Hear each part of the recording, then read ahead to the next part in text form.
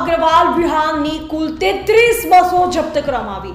Surat RTO વિભાગ દ્વારા 33 બસો જપ્ત કરવામાં આવી। બંને શાળાઓના બસોની વર્ષ 2020ની ટેક્સ બાકી હોવાના કારણે આરટીઓ વિભાગ દ્વારા કાર્યવાહી કરવામાં આવી। આ ઉપરાંત આરટીઓ વિભાગ દ્વારા સુરત ડીઓને પણ આ મામલે રજૂઆત કરવામાં આવી છે। શાળાના બસ સંચાલકોના વાંકે વિદ્યાર્થીઓ અને વાલીઓ પરેશાન થઈ રહ્યા હોવાથી રજૂઆત કરવામાં આવી।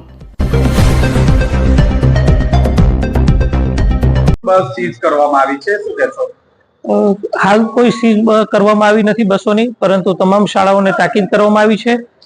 આરટીઓ દ્વારા અને જિલ્લા શિક્ષણ અધિકારી કચેરી દ્વારા પણ તાકીદ કરવામાં આવે છે કે આપની શાળાની અંદર જે બસો આપના દ્વારા ચલાવવામાં આવી રહી છે અથવા તો કોન્ટ્રાક્ટર દ્વારા મારફતે ચલાવવામાં આવી છે, તમામ શાળાના અંદર ચાલતા બસોની અંદર જે વિદ્યાર્થીઓ આવન જાવન કરે છે એ વિદ્યાર્થીઓની સુરક્ષાને ધ્યાનમાં રાખી તમામ બસો ને રિન્યુઅલ કરાવવાનું હોય, ટેક્સ ભરવાનો હોય તે તમામ કાર્યવાહી ઝડપથી પૂર્ણ કરવી, જેથી કરીને કોઈ પણ વિદ્યાર્થીઓની જાનના જોખમે કોઈ પણ પ્રકારની ઘટના ન બને એ બાબતની તકેદારીના ભાગરૂપે આરટીઓ દ્વારા તાકીદ કરવામાં આવી છે અને જિલ્લા શિક્ષણ અધિકારી કચેરી પણ આજ તાકીદ કરે છે કે તમામ શાળાઓ આ બાબતે તકેદારી રાખે, જેથી કરીને કોઈ પણ અનિચ્છનીય ઘટના શાળામાં ન બને। કોન્ટ્રાક્ટરના ભોગે વાલીઓ અને બાળકોએ ભોગવવાનો વારો આવ્યો છે।